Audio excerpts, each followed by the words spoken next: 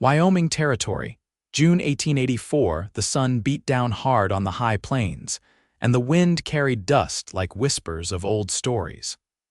Veronica Vale gripped the reins with one hand and held her baby close with the other, her skirts dirty and torn from days of riding.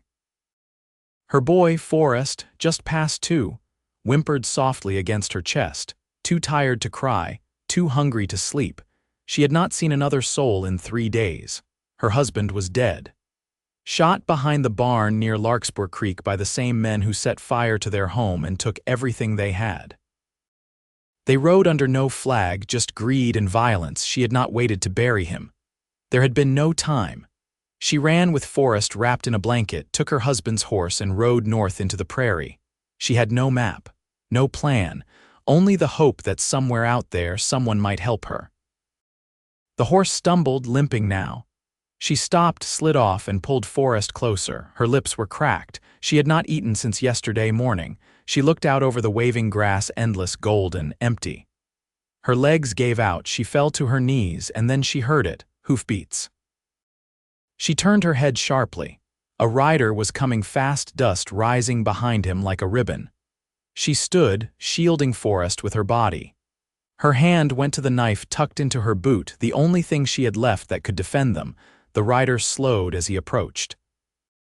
He was young, maybe in his late 20s, tall in the saddle. Rough coat, dust-covered boots, wide-brimmed hat pulled low. When he reined in, he took one look at her and the child and dismounted. "You all right?" he asked, voice low and steady. She didn't answer, just stepped back. "I mean no harm," he said, holding up both hands. "Name's Fletcher Monroe. I was heading toward Fort Laramie, saw you from the ridge." Veronica's breath came shallow. "You alone?" "Yes, madam." Forrest stirred against her chest. Fletcher's eyes dropped to the boy, then back to her face. He took a slow step closer. "You look half dead," he said. "I'm fine," she whispered. "You're not," he said gently. "That horse is about to drop, and you look like you haven't eaten in a day." She said nothing, but her knees buckled again. Fletcher caught her before she hit the ground. "Easy now," he said. "Let me help." "I do not know you," she said, trying to push him away, but she was too weak. "I know," he said quietly, "but I am not leaving you out here." He reached for his canteen and handed it to her. She hesitated, then drank. She gave some to Forrest, who drank greedily. "I have food," Fletcher said. "Dried venison, some biscuits. It ain't much, but it'll help." He led her back to his horse and helped her sit. She clutched Forrest close while Fletcher dug into his saddlebag and passed her a wrapped cloth bundle. She unwrapped it with shaking hands and fed Forrest first, then herself. He watched them quietly, his eyes kind but cautious. "What happened to you?" he asked after a while. She looked at him, then down at her son. "My husband's dead. 3 men came 2 nights ago. I do not know why. We had no gold, no land worth stealing. They just killed him, burned everything. I ran." Fletcher's jaw tightened. "You got any family?" "No, just Forrest and me," he nodded. "You got somewhere you're trying to go?" She shook her head. "I was just riding, hoping to find a town." "Help!" Fletcher reached for his reins and looked down the horizon. "I can take you to Fort Laramie. It's 3 days' ride, maybe 4 with the little one. There's food, shelter, soldiers. You'll be safe there." Veronica looked at him. "Why would you help me?" He met her eyes without flinching. "Because I could not leave you out here. No man with a heart would." She looked away, brushing Forrest's hair gently. "I do not trust easily." "You do not have to," he said. "Not yet." She studied him a long moment, then nodded once. "All right." They rode together that evening, Veronica on Fletcher's horse while he walked beside them. He stayed close but never too close, speaking softly to Forrest when the child grew restless, handing over dried fruit from his pack. When night came, he made a fire and gave her the bedroll, sitting across from her with his back to a tree, rifle in hand. Veronica watched him from the shadows, her son curled against her side. In the firelight, Fletcher looked calm, like a man used to sleeping under stars, used to silence. He did not ask questions. He just watched the dark and listened to the wind. She did not sleep much that night, but she felt safer than she had in days. The next morning, she woke to the smell of coffee and the sound of Forrest laughing. Fletcher was crouched nearby, holding out a small wooden horse he had carved sometime during the night. "Forrest likes horses," Veronica said softly. "Figured as much," Fletcher said, handing the toy to the boy. "Maybe he'll keep busy with it while we ride." She looked at him, really looked. Stubble on his jaw, a scar near his temple, kindness behind the tired lines on his face. "Thank you," she said. He met her gaze. "You are welcome." They rode again, slower now, taking breaks often for Forrest's sake.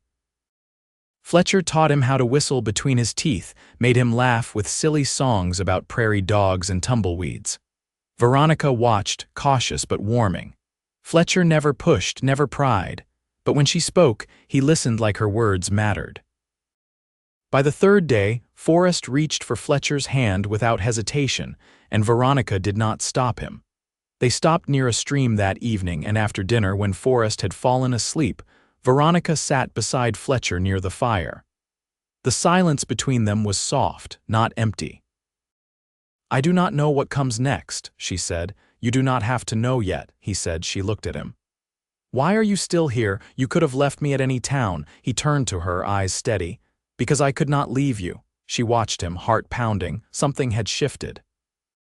She felt it in her chest, in the way he looked at her, in the way she found herself leaning just a little closer. "Fletcher," she said quietly. "Yes, I think I am starting to trust you." He smiled, small and real. "Then I will do everything to keep earning that." She did not kiss him. Not yet. But she stayed close, and for the first time in a long time she let herself hope. The sun dipped low behind the cottonwoods along the creek, and the light turned the water amber. Veronica stood ankle-deep, washing the soot from Forrest's shirt with slow motions, every movement deliberate. Fletcher had gone upstream to refill the canteens, leaving her with the hush of insects and the soft rustle of the prairie grass behind her. Forrest sat on a flat rock nearby, poking at the mud with a stick. She wrung out the shirt and spread it over a branch. Her fingers trembled faintly from the cold water, but she welcomed the sting. It reminded her she was still here, still moving. Fletcher returned with his sleeves rolled to the elbow and his boots damp from the bank. He carried the canteens in one hand and a bundle of wild onions in the other. "They were growing near the bend," he said, setting them down. "Figured they'd go well with the salt pork." She glanced at the bundle. "You cook often." "Enough to keep from starving," he said, crouching to rinse the onions. "Did a bit of camp cooking for cattle outfits when I was younger. Learned fast not to burn beans." Veronica let a breath out through her nose, nearly a laugh. Forrest paused and looked between them, then offered Fletcher a small stone he'd been gripping. Fletcher took it without hesitation. "What's this, partner?" Forrest pointed to the edge. "It's heavy." Fletcher turned it over in his hand. "That it is, might be a piece of river rock, could make a good paperweight." "What's a paperweight?" Forrest asked. Fletcher leaned forward. "It keeps wind from stealing your words." Veronica looked at him sidelong but didn't interrupt. Forrest nodded solemnly. "Do you read?" Fletcher asked her, still looking at the child. "I used to when there was time." "What did you read?" "Whatever I could trade for, mostly travel journals. A few sermons, some poetry." He nodded, eyes on the fire he was coaxing to life. "My ma left a book behind when she passed, poems from England. I couldn't make heads nor tails of most of it, but I kept it anyhow. There was one about a bird in winter, I remember that." She sat beside him, not looking directly at him. "Did she teach you your letters?" He nodded. "She did. My pa couldn't sign his name, but she insisted I learn." Silence settled between them again, but it wasn't strained. The fire crackled as it caught. Fletcher dropped the onions into a pan with the pork and set it over the flame. Forrest, sleepy now, pressed into Veronica's side. She wrapped her arm around him. "You're people from Wyoming?" she asked. "No," he said. "From Arkansas originally, came west after the war. My brother and I tried dryland farming near Cheyenne, but the ground gave nothing back." "Where's your brother now?" Fletcher stirred the pan once. "He died 3 summers ago. Snakebite. We were camped too far from help." She didn't speak for a moment. The flames cast flickers across their faces. "My husband's name was Elias," she said quietly. "He played the fiddle when he had the strength." Not well, but it made Forrest laugh. Fletcher nodded once. He sounds like he was kind. He was, she said. He wanted to build a house with a porch, said we'd sit there every evening and watch the sun fall. The fire popped. Forrest shifted against her. I can see that, Fletcher said. The porch. They ate in silence. Fletcher offered her the larger portion without a word, and she took it only after he insisted. Later, while Forrest slept curled in the bedroll, Veronica sat cross-legged on the blanket, combing her fingers through her damp hair. Fletcher sat nearby, whittling a thin branch down to a point while the moon rose behind him. "Do you ever stop moving?" she asked. He looked up. "Not yet." "Is that by choice?" He set the knife aside. "I think I stay in motion so the quiet doesn't catch me." She drew her knees up. "I know that feeling." They sat like that for a while, the moonlight silvering the creek and the trees. Fletcher didn't reach for her, didn't speak again. But when she lay down, she did so with her body turned toward him, not away, and he didn't look away when her eyes met his across the coals. The prairie narrowed into shallow hills by early evening, and the wind cooled as the sun slipped behind a long ridge. Fletcher led the way on foot again, reins in hand, while Veronica rode with Forrest balanced against her hip. The boy had been quiet most of the day, watchful, not withdrawn, his eyes constantly moving, cataloging the world. They hadn't spoken much since midday, when Fletcher had pointed out a line of antelope in the distance, and Forrest had tried to mimic their bounding gait from the saddle. Veronica had smiled at the boy's effort, but her attention had drifted, eyes fixed on the horizon as if searching for something she couldn't name. Now, as they came upon a dry ravine with a narrow trail winding along its edge, Fletcher paused. "We'll camp near those cottonwoods," he said. "There's usually a spring tucked just east of them." Veronica dismounted stiffly, adjusting Forrest against her shoulder. "How do you know this stretch?" "I rode courier lines along here last year," he said. "Took mail between Fort Laramie and Rawlins. Learned how to read the land quicker than I learned the names of the men handing me the sacks." She followed him down the slope, boots crunching over dry stone. The cottonwoods were clustered in a low hollow, their trunks thick and silvered with age. A shallow spring ran beneath them, glassy and still. While Fletcher watered the horse, Veronica knelt to wash Forrest's hands and face.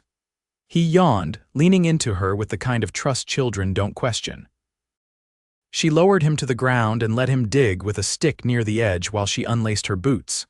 "You always been alone?" she asked without looking up. "No," Fletcher said quietly, "but it's been long enough since I wasn't that I almost forget what it's like." She glanced at him. "You ever think of settling somewhere?" He shrugged. "I've thought about a lot of things, doesn't mean I've done them." "That doesn't answer the question." He looked at her then, the last light catching the edge of his jaw. "I've had land offered to me, work that might have turned into something.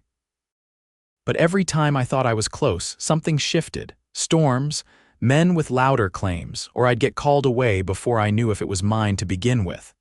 Veronica stood and wiped her hands on her skirt. "Sounds like you never really had a chance to choose." "Maybe not," he said. "Or maybe I just kept walking because standing still started to feel dangerous." She didn't press him. Instead, she stepped to the fire circle he was building from flat stones and began arranging kindling. He watched her hands move, efficient, practiced. "You've built fires before," he said. "Enough to know soft wood burns fast and pine throws sparks," she said. "Elias used to say I was better with an axe than he was." Fletcher smiled, but didn't speak. He pulled a tin of beans from his saddlebag and set it on the stones. Once the fire caught, he stirred them slowly with the blade of his knife, the scent rising warm and familiar. Forrest curled up beside the fire, thumb tucked beneath his chin. Veronica covered him with her shawl and sat again, arms wrapped around her knees.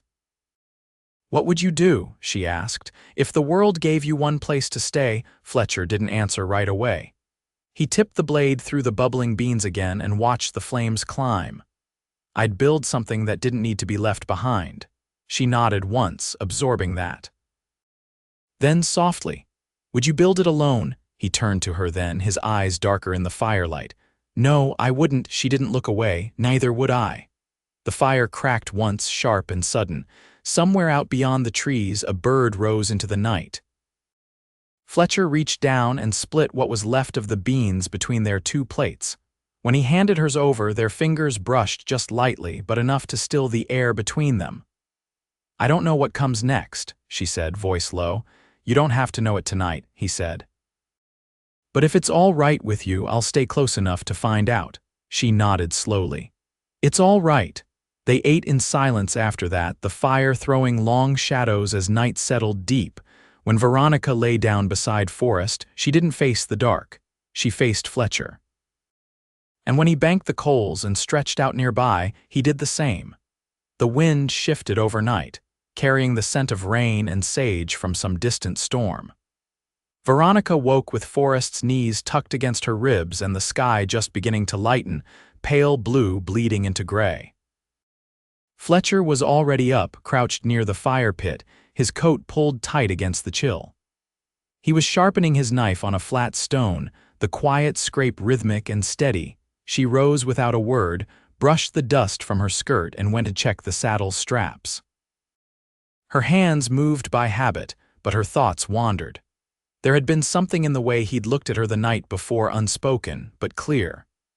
She wasn't sure what to make of it yet, only that it settled somewhere deep, in a place she hadn't let anyone reach in a long time.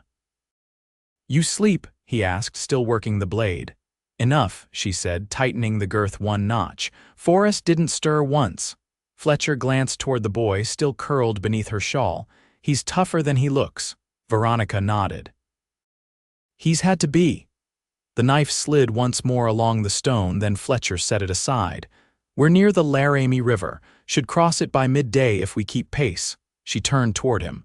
"And after that, half a day more," he said. "There's a rancher I know outside the fort, name's Burn Rilling. He's got spare pasture and a wife who puts up with him. Might be a place to pause if you'd want that." Veronica studied his face. He wasn't offering charity, he was offering time. "I wouldn't want to trouble them." "They owe me," he said simply, "and they're decent." "You wouldn't be under anyone's thumb." She nodded slowly. "All right." The trail narrowed through a stretch of rocky bluffs before opening again to open country. Fletcher rode ahead now, leading his horse while Veronica followed with Forrest dozing against her back. The land was drier here, the grass shorter, flecked with yellow. They passed a line of fence posts long since fallen, their wire rusted and tangled with weeds. Fletcher slowed and pointed to a faint groove in the dirt. "Used to be a wagon track." Overland freight came this way before the rail reached Cheyenne. "You've traveled it before?" she asked. "Once," he said. "Helped drive cattle through this basin, rained the whole week. Mud swallowed every wheel." She looked around. "I can't imagine rain here, you'd be surprised. This land remembers water even if it doesn't show it." Forrest stirred behind her, eyes fluttering open. He rubbed his cheek against her shoulder. "Hungry," he murmured. "We'll stop soon," she told him, brushing his hair back. "Just a little more." They crested a low rise just after midday and saw the river below, winding through a stand of cottonwoods. Fletcher led them down carefully, checking the footing. The current was wide but shallow, the water clear and cold. He crossed first, then turned back. "Let me take him," he said, reaching up. Veronica hesitated, then handed Forrest down. Fletcher cradled the boy like he'd done it before, boots steady in the current. Veronica led the horse across behind them, her skirts soaked to the knee. She reached the far bank and took Forrest back without a word, but her hands lingered longer than needed. They stopped to dry by a patch of wild sunflowers. Fletcher knelt to dig a fire pit while Veronica peeled off her wet stockings and hung them over a branch. Forrest crouched near the edge of the bank, tossing pebbles into the water. "You ever think about heading east?" Fletcher asked, not looking at her. "No," she said. "Nothing there for me," he nodded.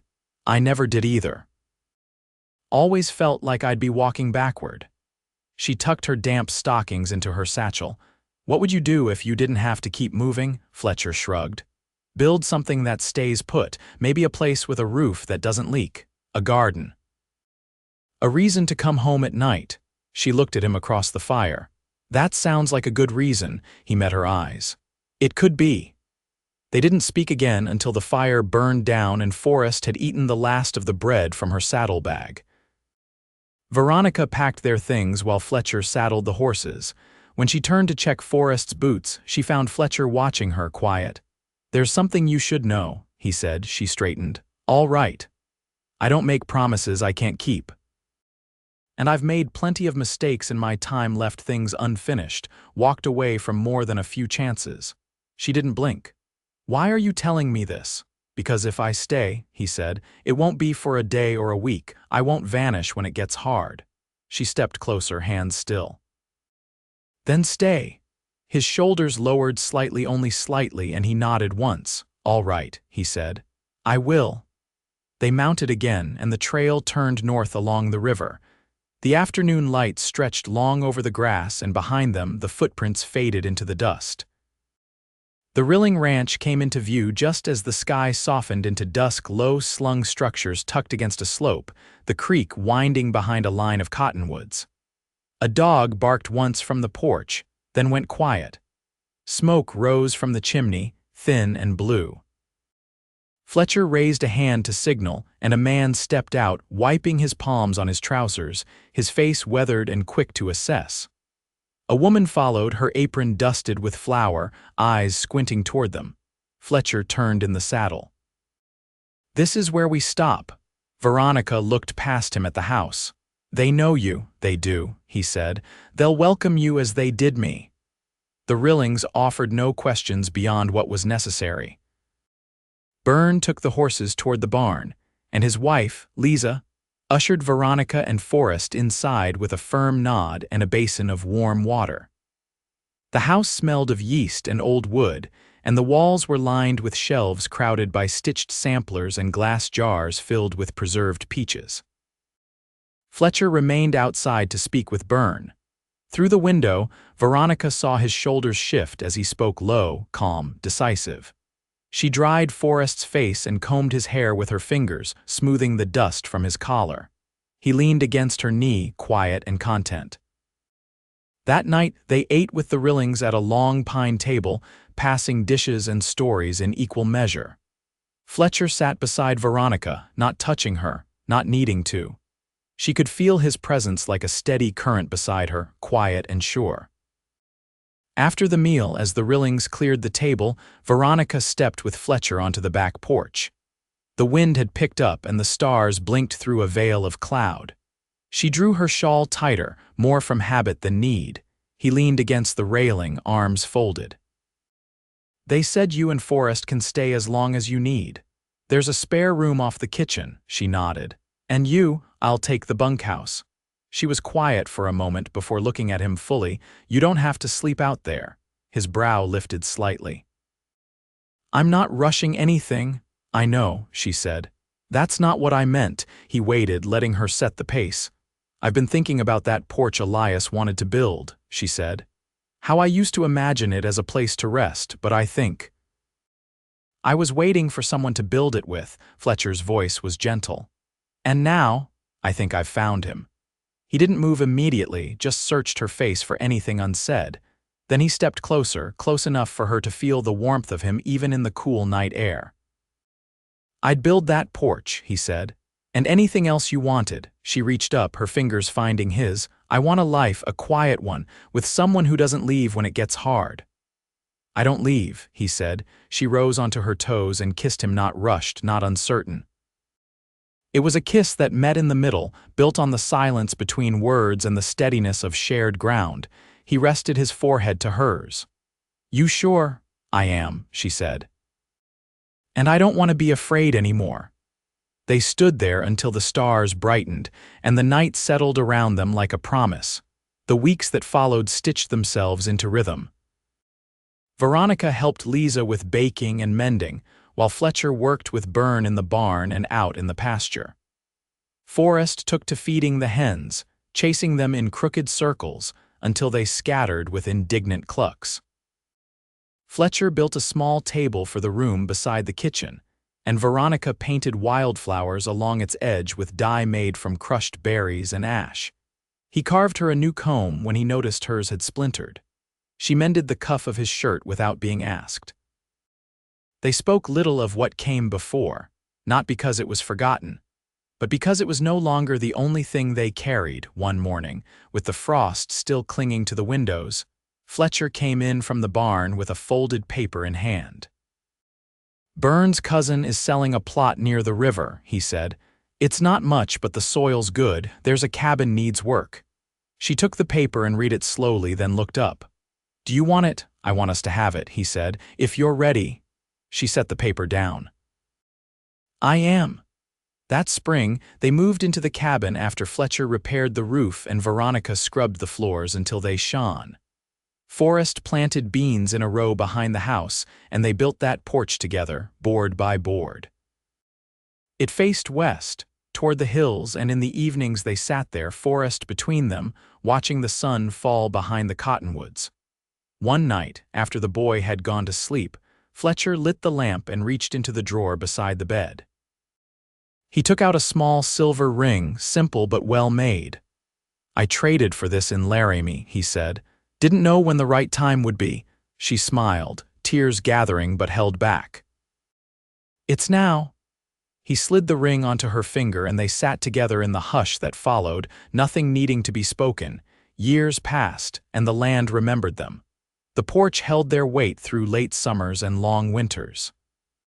Fletcher taught Forrest to ride, and Veronica taught him to read from old books they found in town. They never left that place. Not because they couldn't, but because they didn't want to. And every time the wind rose through the grass, it carried no fear, only the sound of a life made whole.